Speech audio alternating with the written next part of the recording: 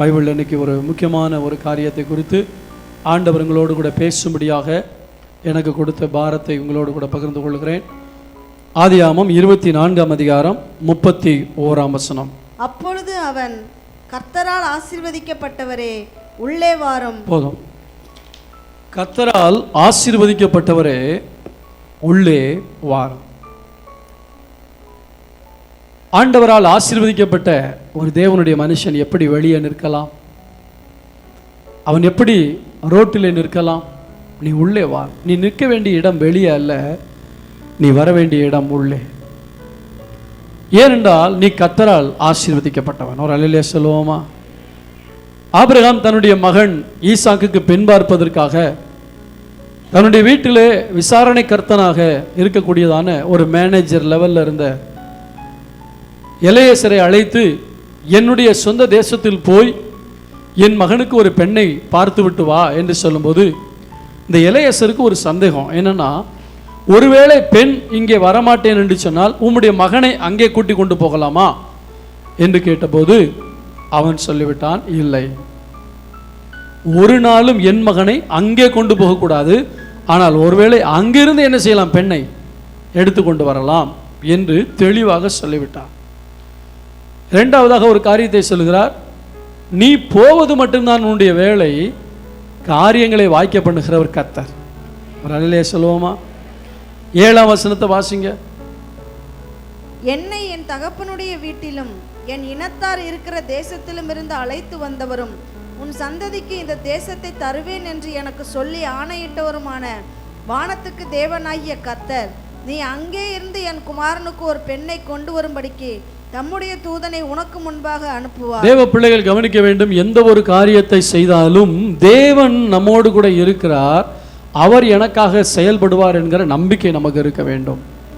ஆபிரகாமுக்கு அந்த நம்பிக்கை இருந்தது. என்னை அழைத்தவர், அங்கே சொல்லுகிறார், என்னை அழைத்து வந்தவர், எனக்கு ஆணையிட்டவர், அதாவது வாக்குத்தத்தம் தந்தவர்.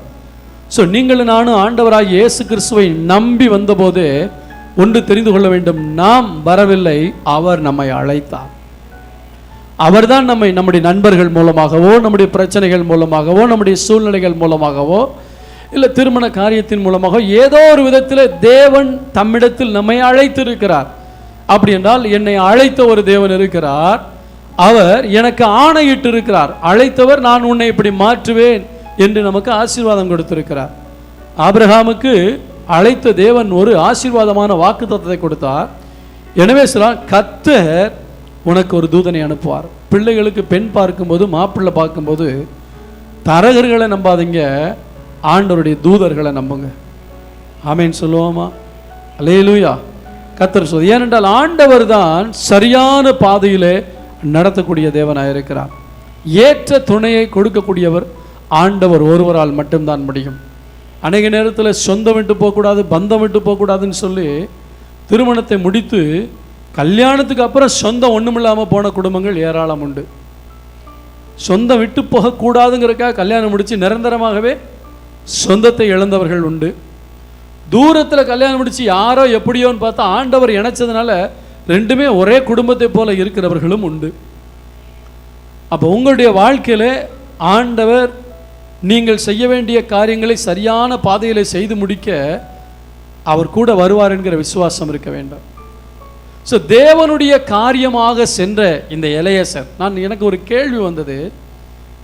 லாபான் இந்த எலெயாசரை பார்த்து கர்த்தரால் ஆசீர்வதிக்கப்பட்டவரை உள்ளே வாரும் என்று சொல்லுகிறானே, ஒருவேளை ஆபிரகாமை பார்த்து கர்த்தரால் ஆசீர்வதிக்கப்பட்டவரை என்று சொன்னால் பரவாயில்லை, அந்த வீட்டு வேலைக்காரனாகிய எலெயாசரை பார்த்து கர்த்தரால் ஆசீர்வதிக்கப்பட்டவர் என்று சொல்லுகிறாரே, எப்படி தெரியும்?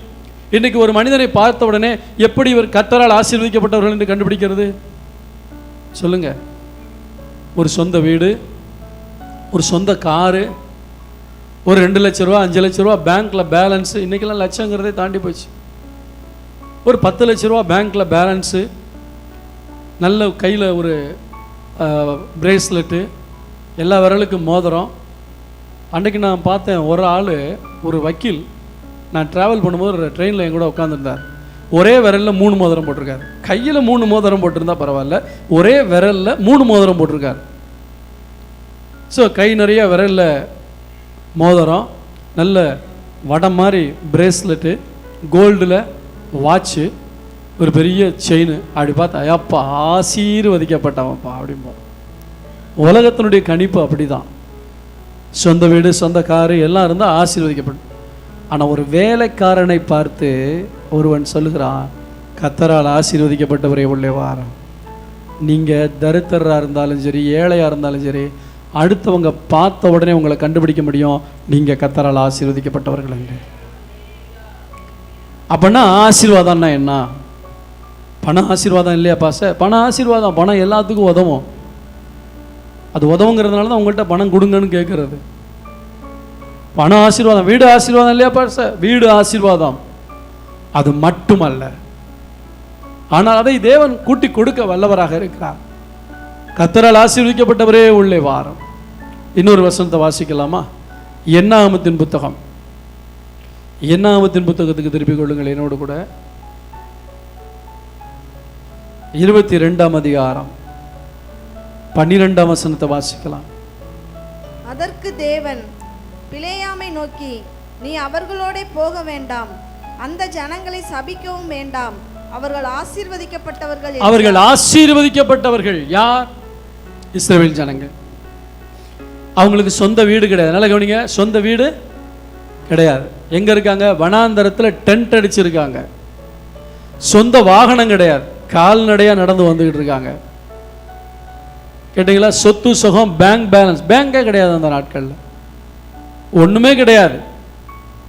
ரெண்டாவது, அவங்களுக்கு பெரிய வெல் டு டூ ஃபேமிலியில் பிறந்து வளர்ந்தவங்க கிடையாது. எல்லாமே என்ன தொழில் செய்தார்கள்? அடிமைத்தனத்தில் வேலை செய்தார்கள், அடிமை தொழில் செய்து கொண்டிருந்தார்கள். நல்ல காஸ்ட்லி ட்ரெஸ் எல்லாம் அவங்களுக்கு கிடையாது. அடிமைகள் வீட்டில் எப்படி இருக்கும்? சாதாரண கூலி வேலை செய்கிறவங்க வீட்டில் எப்படி? வீட்டில் பீரவை திறந்தா பட்டா கொட்டு கொட்டுன்னு கொட்டுமா?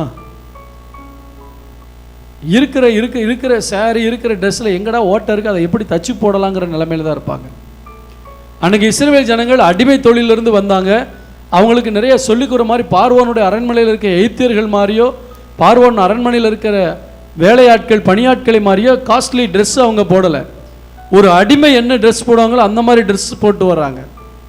அவங்கள பார்த்த உடனே ஆசீர்வதிக்கப்பட்டவங்க மாதிரி தெரியல. கூட்டம் கூட்டமாக லட்சக்கணக்கான ஜனங்கள் ஆண்டவரால் அழைக்கப்பட்டவர்கள். ஆமென் சொல்லுவோமா? அல்லேலூயா. ஆண்டவர் அவர்களை அழைத்து வெளியே கொண்டு வருகிறார். அழைத்து வெளியே கொண்டு வரும் பொழுது அவர்களை சபிப்பதற்கு ஒருவன் எழும்புகிறான். பீலையாம், பாலாக் என்று சொல்லக்கூடிய ராஜா பீலையாம் என்பவனை கூலி கொடுத்து அழைத்து இந்த ஜனங்களை சபிக்க வேண்டும் என்று தான் அழைத்து கொண்டு வருகிறான். இவனு சபிக்கிறதுக்காக போனா ஆண்டவர் சொல்றாரு, போகாத. ஏன்னா அந்த ஜனங்க ஏற்கனவே ஆசீர்வதிக்கப்பட்டவங்க. இன்னைக்கு உங்களை என்னையும் பார்த்து பிசாசு சபிக்க நினைக்கிறான். வியாதி ஒரு சாபம். அதுக்காக நீங்கள் நினைக்கக்கூடாது, ஜுரம் வந்துட்டா எனக்கு சாபம் வந்துருங்க கூடாது. நான் சொல்கிறது பரம்பரையாக தீராத வியாதி, எங்கே போனாலும் தீராத வியாதி, அது ஒரு சாபம்.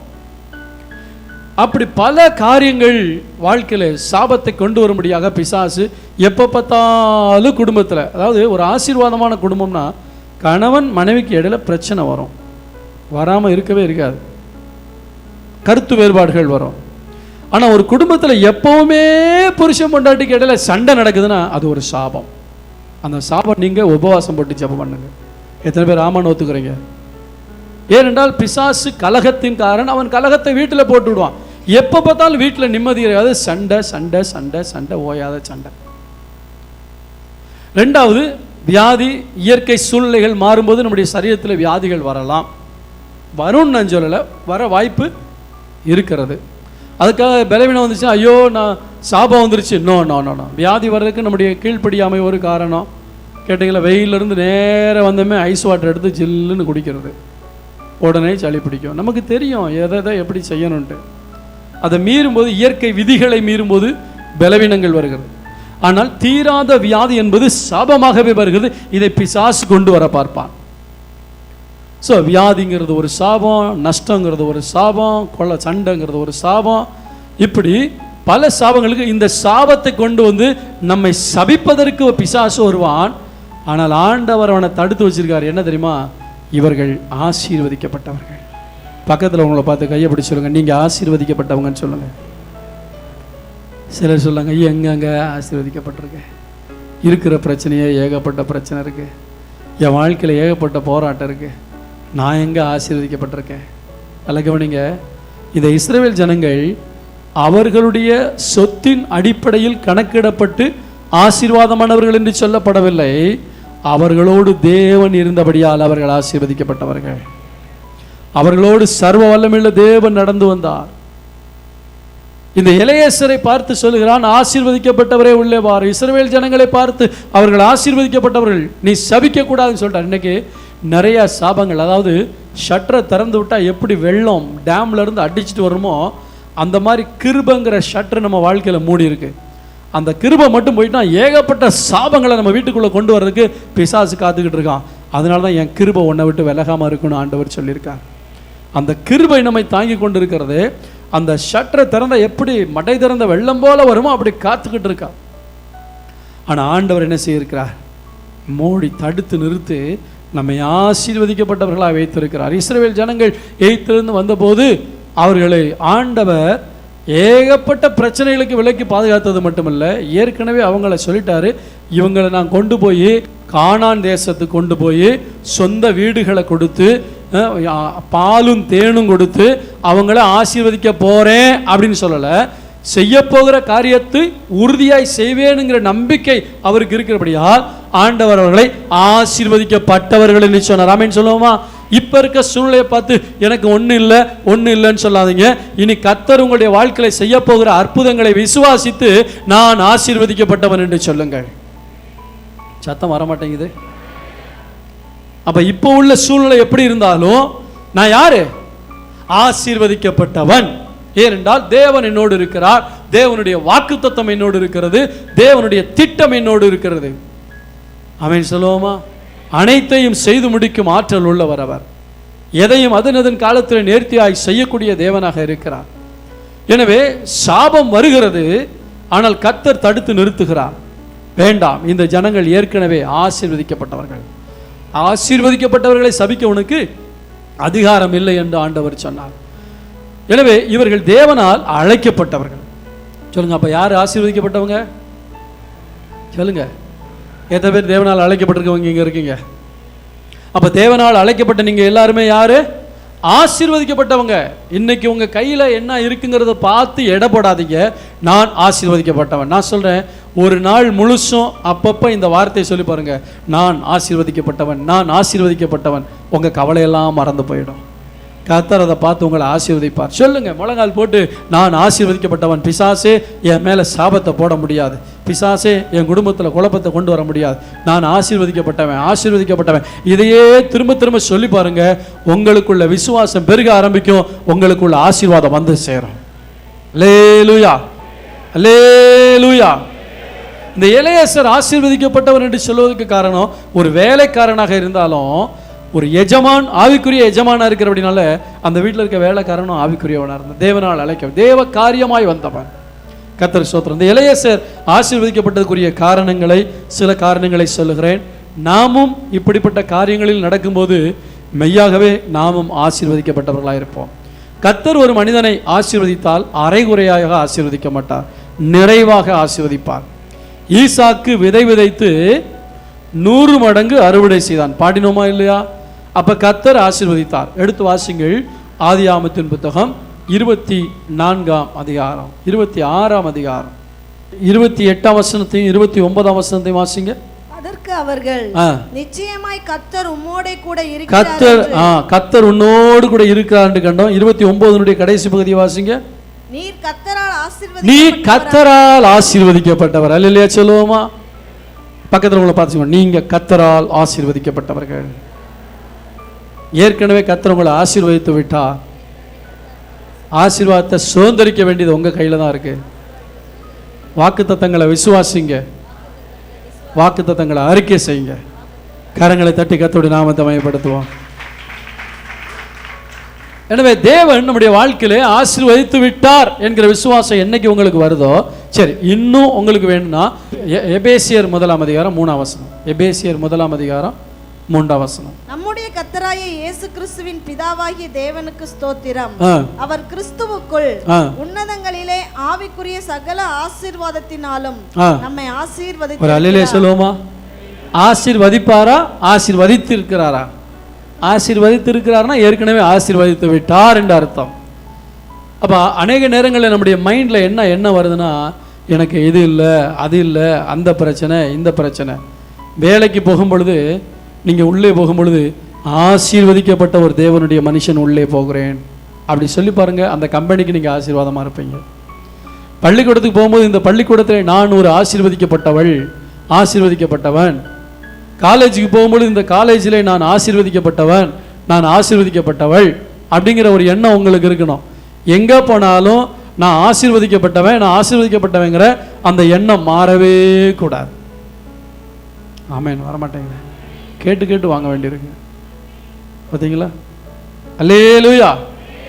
எலியாசர் ஆசீர்வதிக்கப்பட்டதுக்கு கர்த்தருக்கு ஸ்தோத்திரம். காரணம் என்னன்னா, எலியாசர்ட்ட ஒரு பொறுப்பை கொடுத்த போது அவர் அந்த வேலையை சரியா செஞ்சார்.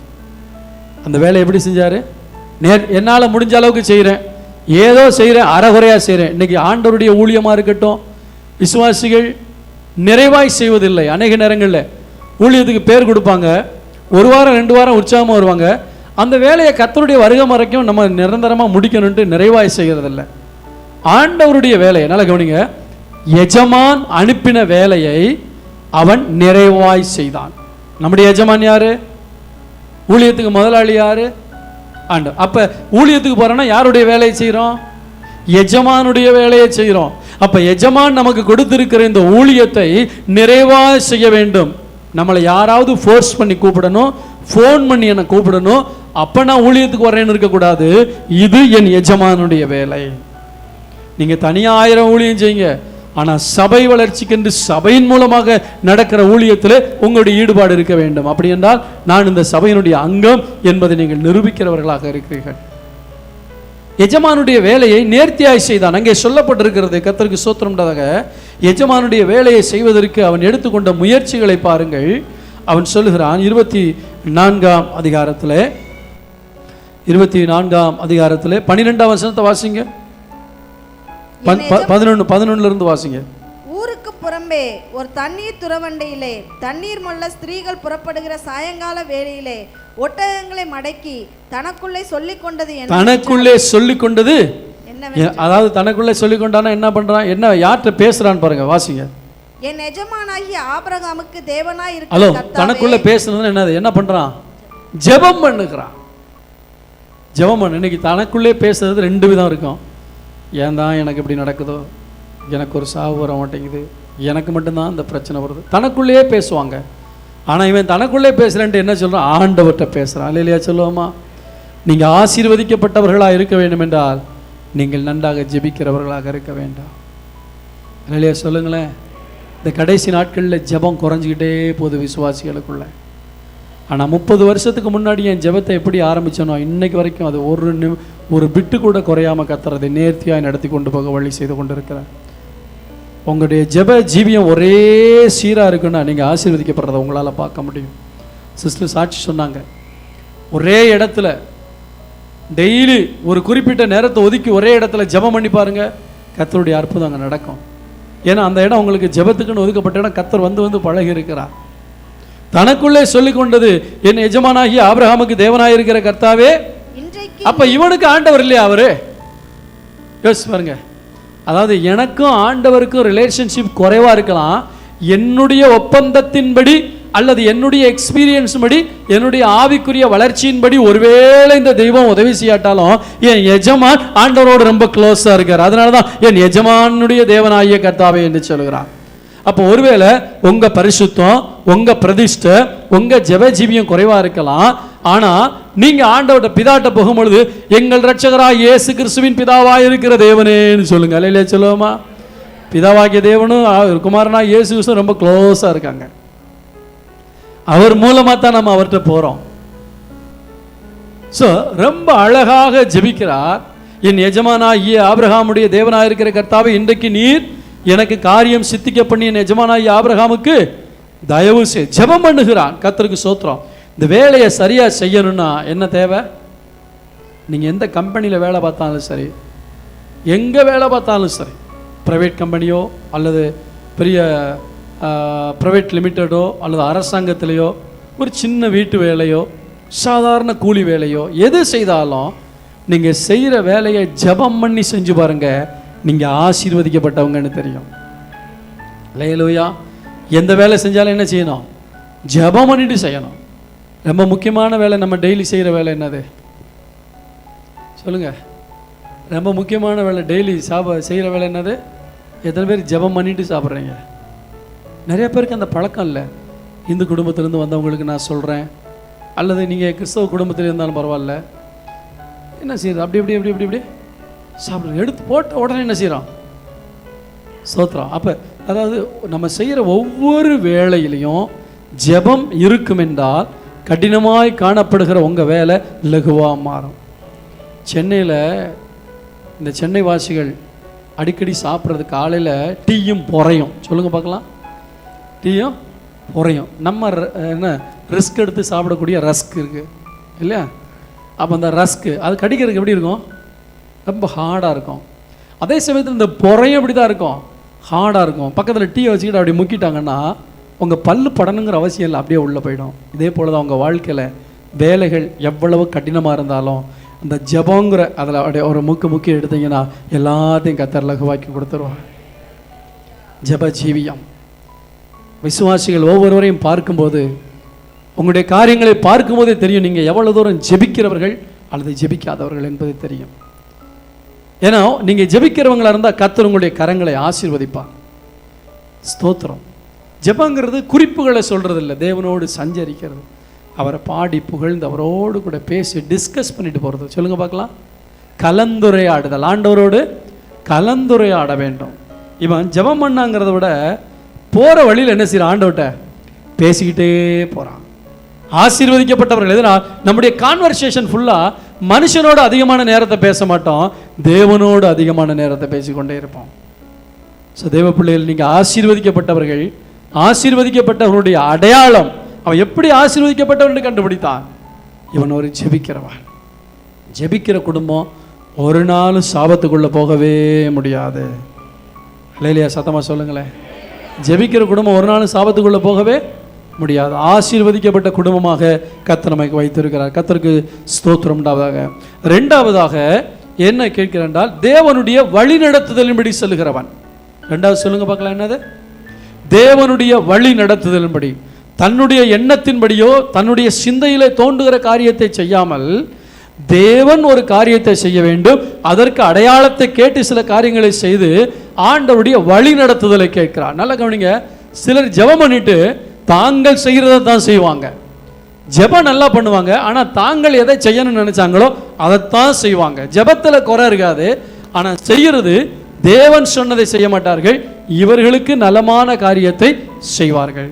சங்கீதம் 25ஆம் அதிகாரத்தில் நேற்று வீட்டு கூட்டத்தில் பிரசங்கம் பண்ணேன்.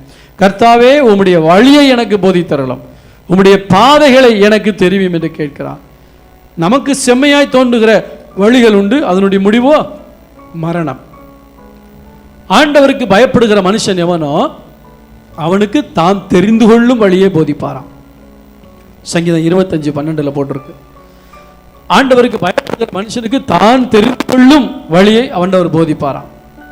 அப்ப இந்த எலெயாசர் ஜெபம் பண்ணினது மட்டுமல்ல, ஆண்டவருடைய வழி நடத்துதலை கேட்டான். தேவ பிள்ளையே, உங்களுடைய வாழ்க்கையில ஆண்டவருடைய வழி நடத்துதலை கேளுங்க. திருமண காரியங்கள் பேசும்போது, ஒரு வியாபாரத்தை ஆரம்பிக்கும் போது, பிள்ளைகளை பள்ளிக்கூடத்தில் சேர்க்கும் போது தேவனுடைய ஆலோசனைகளை கேளுங்கள், தேவனுடைய வழி நடத்துதலை கேளுங்கள். எலெயாசர் ஆண்டவருடைய டைரக்ஷன் கேட்ட. எப்படின்னா, ஆண்டவரே, இதோ தண்ணி எடுக்க பொம்பளை பிள்ளைங்கள்லாம் நிறைய பேர் வரப்போறாங்க, நிறைய பெண் பிள்ளைங்க வர்றாங்க, அதில் எந்த பிள்ளை என்னுடைய எஜமானுடைய மகனுக்கு நீர் மனைவியாக கொடுக்க போறீங்கன்னு எனக்கு தெரியாது. ஆனால் நான் ஒரு ஜெபம் பண்ணுறேன், நான் குடிக்க தண்ணி வேணும்னு கேட்பேன். எனக்கு மட்டும் இல்லை, ஒட்டகங்களுக்கும் தண்ணி வார்க்கிறேன்னு எவள் சொல்லுவாளோ அவளே என் எஜமானுடைய மகனுக்கு நீர் நியமித்த பெண் என்று நான் தெரிந்து கொள்வேன் என்று சொல்லி சரியான ஸ்பெசிஃபிக்காக ஆண்டவர்கிட்ட ஒரு வழி நடத்தல கேட்குறேன். கூட்டாம்போக்கில் அடிக்கிறதில்ல, ஸ்பெசிஃபிக்காக குறிப்பிட்டு ஆண்டவரிடத்தில் வழி நடத்துறதை கேட்குறான். இல்லையா? சொல்லுவோமா? அடிக்கடி நாங்கள் ரொம்ப மேக்சிமம் முயற்சி பண்ணிட்டு கடைசியில் ஆண்டவரே இனி எங்களால் முடியாதுன்னு சொல்லிடுவோம். எத்தனை விட அடிபட்டாலும் அந்த புத்தி தான் வருது. இல்லையா? சொல்லுவோமா? ஜெபம் பண்ணணும். ஆண்டவர்கிட்ட ஸ்பெசிஃபிக்காக ஜெபம் பண்ணிங்கன்னா ஆண்டவர் ஸ்பெசிஃபிக்காக ஆன்சர் கொடுப்பார்.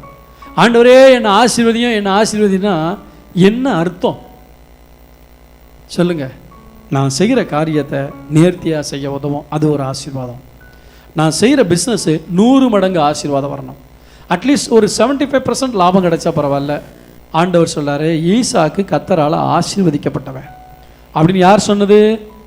அவனை பகைத்து துரத்தின அபிமெலேக்கு சொல்லுகிறான். நீ கர்த்தரால் ஆசீர்வதிக்கிற. உங்கள் பக்கத்தில் உள்ளவங்க பார்த்து சொல்ல, நம்ம தலையில் நம்ம கையை வச்சுக்கிட்டு நான் ஆசீர்வதிக்கப்பட்டவன் ஆசீர்வதிக்கப்பட்டவன் சொல்கிறது மட்டும் இல்லை, உங்கள் கூட வேலை பார்க்குறவங்க சொல்லணும், பிரதர் உங்கள் ஆண்டவர் உங்களை ஆசீர்வதிக்கிறாரு இல்லையா சொல்லுங்கள் பார்க்கலாம். இல்லாட்டா பிரதர்னு அவங்க சொல்லாட்டா கூட உங்கள் ஃப்ரெண்டு உங்கள் கூட இருக்கவங்க சொல்லுவாங்க, இந்த நம்ம ஊர் பாஷையில், இந்த மெட்ராஸ் பாஷையில், ஏ மச்சி உன் ஆண்டவர் உன்னை ஆசீர்வதிக்கிறாரா சொல்லுவானா சொல்ல மாட்டானா? சொல்லுவார். ஊரில் சேர்ந்து வருவாங்க சொந்தக்காரங்க, ஏ பிள்ளை கர்த்தர் உன் கூட தான் இருக்காரு, உன்னை ஆசீர்வதிக்கிறாருன்னு சொல்லுவாங்க. அல்லேலூயா சோத்திரம். இந்த பக்கம் இருந்து வந்தாங்கன்னா, கொங்கு நாட்டில் இருந்தாங்க, ஏனுங்க உங்கள் கூட கர்த்தர் இருக்காருங்க, ஆசீர்வதிக்கிறாருங்க. ஏல என்னல பண்ண, ஓட்டாண்டியாக இருந்தால் இப்படி உயர்ந்துட்ட சொல்லுவாங்க. அல்லையா சொல்லுவோமா? 4 திசைகளில் இருக்கிற ஜனங்கள் அவி அங்கேருந்து வந்து சொல்லுவாவ, என்ன சொல்லுவாவ? நீங்கள் கர்த்தரால கரங்களை தட்டி கத்தோடி நாம தமைப்படுத்துமா? நம்ம வாயில் நமக்கே சொல்லிக்கிறது இல்லை, அடுத்தவங்க வந்து துரத்துனவங்க, நீ கர்த்தரால் ஆசீர்வதிக்கப்பட்டவன் இல்லையே சொல்லுவோமா? சரி நல்லா கவனிங்க. நான் கர்த்தரால் ஆசீர்வதிக்கப்பட்டவன் சொல்லிக்கிறது என்ன பலன் இருக்கு? என்னை நானே நான் உற்சாகப்படுத்திக் கொள்கிறேன். என்னுடைய விசுவாசம் ஒளிஞ்சு போகாதபடிக்கு என்ன நானே ரீசார்ஜ் பண்ணிக்கிட்டே இருக்கேன் இல்லையா சொல்லுவோமா? 2வது, என்னுடைய எதிரிகள் அல்லது என்னை விரட்டினவர்கள், என்னை பகைத்தவர்கள், என்னை ஏளனமாய் பேசினவர்கள், அவர்கள் வந்து என்ன சொல்கிறார்கள்? கர்த்தர் உங்க கூட இருக்காரு. ஒரு கன்ஃபர்மேஷன் கிடைக்குது, ஆஹா கர்த்தர் என் கூட தான் இருக்கா, நான் அறிக்கை பண்ணது வீண் போல ஒரு சாட்சி கிடைக்குது. 3வது, ஆண்டவரே வந்து சொல்றாரு, இவர்கள் கர்த்தரால் ஆசீர்வதிக்கப்பட்டவர்கள் அல்லையா சொல்லுவோமா? யார்கிட்ட போய் சொல்லாரு? பிசாசுகிட்ட போய் சொல்ல, டேய் ஜாக்கிரதை, என் பிள்ளை மேலே கையை வைக்காத, அவங்க ஆசீர்வதிக்கப்பட்டவங்க. 3 சாட்சி. நமக்கு நாமே சாட்சியாக இருக்கணும். என்னத்தங்க எனக்கு நடக்க போகுது, எனக்கு எங்கே நடக்க போகுது? தோத்திரம். ஜெபம் பண்ணி முடிச்சதுக்கப்புறம் கிடைக்காட்டி எனக்கு அப்போவே தெரியும். எப்போவே தெரியும்? ஜெபம் பண்ணும்போது என்ன தெரியும்? கிடைக்காதுன்னு தெரியும். அப்புறம் ஏன் ஜெபம் பண்ணுறீங்க? சிலர் சொல்கிறாங்க உள்ளத்தில், அதனால தான் பசங்க நான் ஜெபமே பண்ணுறதில்ல. ஜெபம் பண்ணும்போது எப்படி விசுவாசிக்கணும்னு பைபிளில் போட்டிருக்குன்னா, கிடைக்கும்னு விசுவாசிக்கணும், அப்போ உங்களுக்கு கிடைக்கும். எங்கே கிடைக்க போகுது? விரக்தியோட, அரகுர மனசோட, அவபக்தியோட இப்படியே வாழ்க்கை இருந்துச்சுன்னா கிடைக்கிறதும் போயிடும். கிடைக்கும், தேவன் செய்வார், தேவன் என்னை ஆசீர்வதிப்பார். ஏன்னா நான் ஆசீர்வதிக்கப்பட்டவன். என் கையில் பாக்கெட்டில் பணம் இல்லைங்க, ஆனால் இந்த பாக்கெட்டில் வைக்கக்கூடிய பணத்தை அந்த பேங்க்கில் வச்சுருக்கார். அல்லேலூயா. இப்போ உங்களை பார்த்து கேட்குறேன், உங்கள் பேங்க்கில் ஒரு 2 லட்சம் இருக்குது, உங்கள் கையில் ஏடிஎம் கார்டு இருக்குது, எங்கேயா வெளியே போகும்போது பாக்கெட்டில் பணம் இல்லையான்னு யோசிப்பீங்களா? கவலை வருமா? வரும். எப்போ தெரியுமா?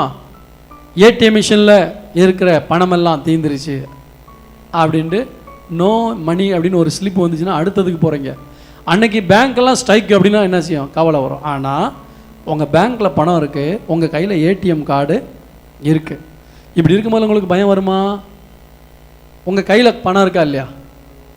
அட உங்கள் கையில் என்ன கார்டு இருக்கு? பணம் இருக்கா? ஏடிஎம் கார்டு இருக்கா? ATM card. பணம் இல்லாட்டி கவலை வருமா? வராது. ஏன்னா கார்டில் போட்டு எடுத்துக்கலாம். இப்போ அதே காரியத்தை தான் சொல்கிறேன். உங்களுக்கு சாகிற வரைக்கும் என்னெல்லாம் தேவையோ அதெல்லாம் பேங்க்கில் போட்டு வச்சுருக்கார், அவர் கையில் இருக்குது. இந்த ஜெபம் தாங்க அந்த ஏடிஎம் மிஷினில் போடக்கூடிய அந்த ஏடிஎம் கார்டு. விசுவாசம் இல்லையே சொல்லுவோமா? விசுவாசம் இருந்தால் பயமே இல்லை. சோத்திரம். சில ஆட்கள் ஏடிஎம் கார்டையே தொலைச்சி போடுவாங்க. பணம் இருக்குது பேங்க்கில், எடுக்கிறதுக்கு என்ன செய்யறதில்ல, ஏடிஎம் கார்டு தொலைஞ்சு போச்சு. தோத்திரம். இன்றைக்கி அநேக விசுவாசிகள் விசுவாசத்தை தொலைச்சிட்டு உட்காந்துருக்காங்க. ஆண்டவர் என்ன ஆசீர்வதிப்பாருன்னு தெரியும், அவர்கிட்ட எல்லா ஆசீர்வாதமே இருக்குது, ஆனால் ஜெபிக்க முடியல. இன்றைக்கி கர்த்தர் உன்னை ஆசீர்வதிக்கிறார். விசுவாசத்தில் வளர்ந்து எழுந்து வா. அதில் சொல்லுவான், நான் ஜெபிக்கிறது என்ன தெரியுமா? நம்ம ஆட்கள் ஒரு சின்ன கடை வச்சா அந்த கடை கடைசி வரைக்கும் சின்ன கடையாகவே, எனக்கு சாகிற வரைக்கும் இது கிடைச்சா போதுங்க. அடப்பாவி, அந்த நிலைமையில் இருக்காத. கர்த்தர் உன்னை ஹோல்சேல் வியாபாரியாக மாற்ற விரும்புகிறார். ஏன்னா கர்த்தரால் நீ ஆசீர்வதிக்கப்பட்டவன். அல்லேலூயா.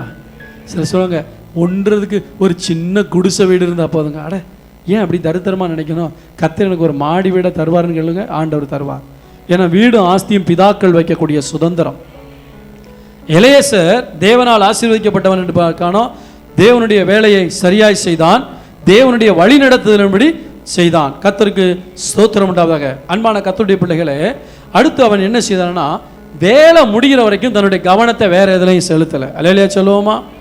அல்லேலூயா.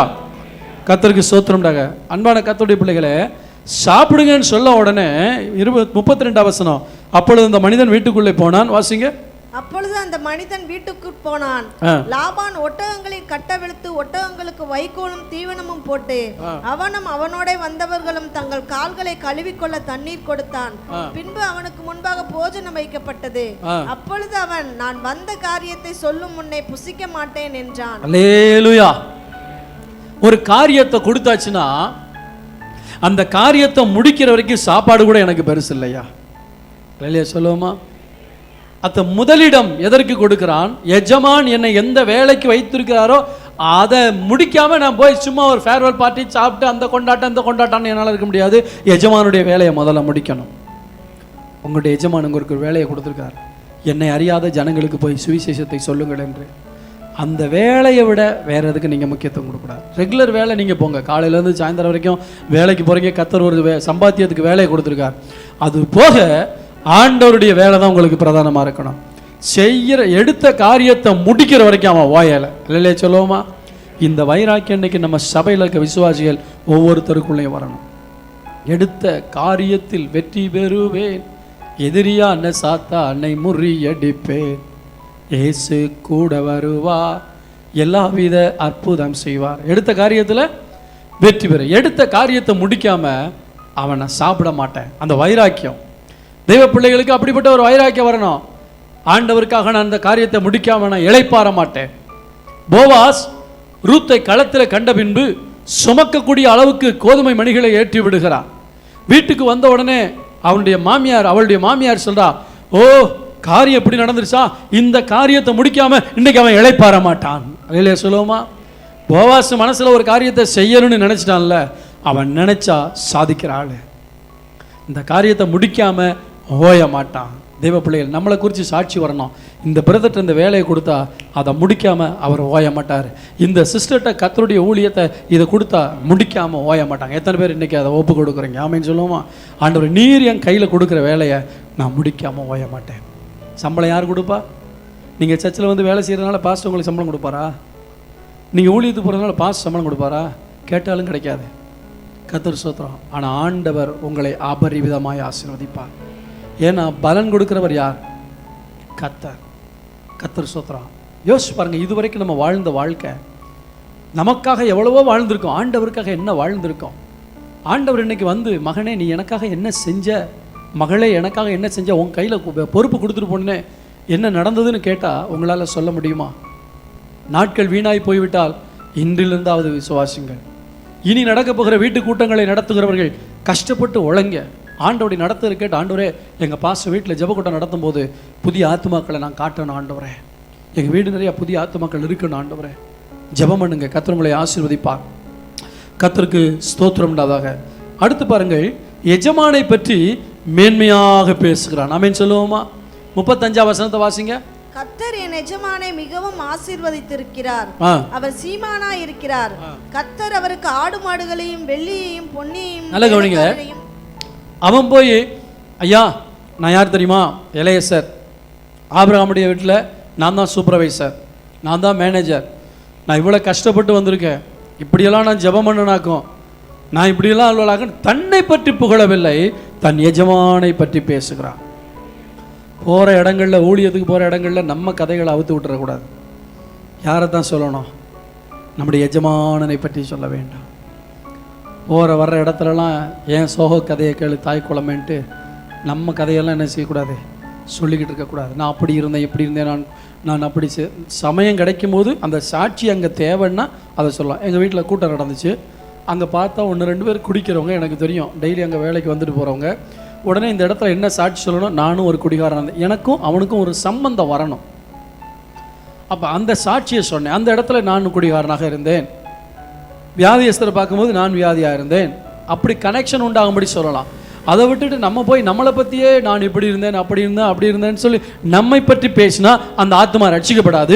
இயேசுவை பற்றி பேசினா அந்த ஆத்மா ரட்சிக்கப்படும். நல்ல கவனிங்க, அங்கே லாபானுடைய வீட்டில் இருந்து ரெபேக்காலை அழைச்சிட்டு வரணும். ரெபேக்காலை அழைச்சிட்டு வர்றதுக்கு யாரை பற்றி தான் மேன்மையாக சொல்லணும்? எஜமான் வீட்டுக்கு தேவையான ஆத்மா ஒன்று அங்கே இருக்குது. அங்கே போயிட்டு எலையேசர் தான் கதையை சொன்னால் அந்த ஆத்மா வெளியே வராது, எஜமானுடைய கதையை சொன்னால் வெளியே வரும். நீங்கள் போகிற இடத்துல அந்த ஒவ்வொரு குடும்பங்களையும் கர்த்தருடைய நம்முடைய எஜமானுக்கு ஒரு ஆத்மா அங்கே இருக்குது. நீங்கள் நுழைகிற வீட்டுக்குள்ளே நம்ம எஜமானுக்கு தேவையான ஒரு குடும்பம் இருக்கிறது. ஆமீன் சொல்லுங்களேன். நீங்கள் வேலை பார்க்குற கம்பெனியில் உங்கள் எஜமானுக்கு தேவையான ஆத்மா இருக்கிறது. நீங்கள் குடியிருக்கிற தெருவில் உங்கள் எஜமானுக்கு தேவையான ஒரு குடும்பம் இருக்குது. நீங்கள் குடியிருக்கிற நகரில் ஃப்ளாட்ஸில் உங்கள் எஜமானுக்கு தேவையான ஒரு குடும்பம் இருக்குது. அவங்கள பார்க்கும் போதெல்லாம் எஜமான் இயேசுவை பற்றி புகழ்ந்து பேசுங்க. அல்லேலூயா. இப்படிப்பட்ட காரியங்கள்லாம் பார்க்கும்போது இந்த எலையேசர் எப்படிப்பட்டவ? ஆசீர்வதிக்கப்பட்ட. உங்கள் வாழ்க்கையில் என்னுடைய வாழ்க்கையில் எப்படிப்பட்ட காரியங்களை நம்ம செய்வோமே? என்னென்ன சொல்லுங்கள் பார்க்கலாம். எலையேசர் ஜெபிக்கக்கூடிய ஒரு மனிதன், தேவனுடைய நடத்துதலின்படி எதையும் செய்யக்கூடிய ஒரு மனிதன், கர்த்தர் எஜமான் கொடுத்த வேலையை செய்வதற்கு முன்பாக சொந்த காரியங்களுக்கு முக்கியத்துவம் கொடுக்காத மனிதன், கர்த்தர் எஜமானை புகழ்ந்து பேசக்கூடிய மனிதன். அதனால் நடந்தது என்ன? காரியங்களை கர்த்தர் வாய்க்க பண்ணினார். அல்லேலூயா சொல்லுவோமா? அல்லேலூயா சொல்லுவோமா? எடுத்து வாசிங்க பார்க்கலாம். 61ஆம் வசனத்தை வாசிங்க.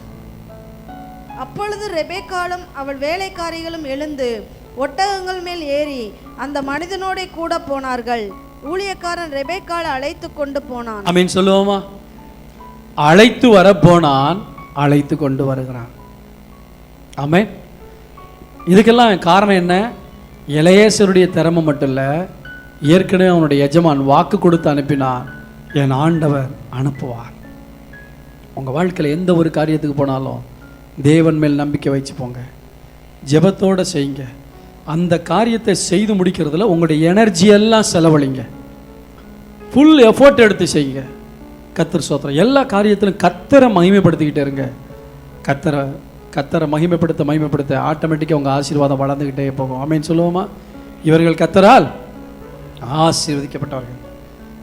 இஸ்ரவேல் ஜனங்கள் அடிமைத்தனத்தில் இருந்தார்கள். வெளியே வரும்போது பார்ப்பதற்கு அவங்க அழகாக இல்லை, ஒருவேளை நல்ல ட்ரெஸ்ஸு போடலை, நல்ல காரியங்கள் இல்லை. ஆனால் ஆண்டவர் சொன்னார் அவர்கள் ஆசீர்வதிக்கப்பட்டவர்கள். சகோதரனே சகோதரி, இன்றைக்கு இருக்க நிலைமையை பார்க்க வேண்டாம்.